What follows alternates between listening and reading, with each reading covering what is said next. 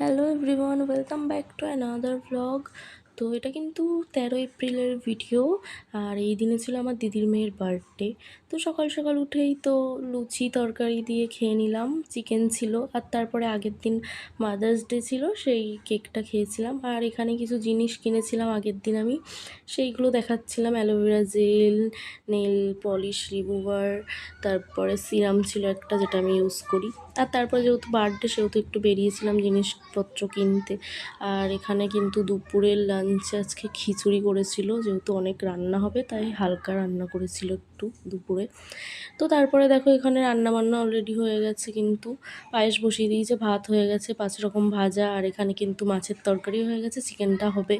তো তারপরে এই গিফটটা কিন্তু আমি ওর জন্য এনেছিলাম। আর তারপরে তো ঘর সাজানো কমপ্লিট হয়ে গেছে, অ্যান্ড এখনও কেক কাটবে, আশীর্বাদও কমপ্লিট। তো আজকের ভিডিওটা এইটুকু, দেখা হবে নেক্সট ব্লগে, বাই।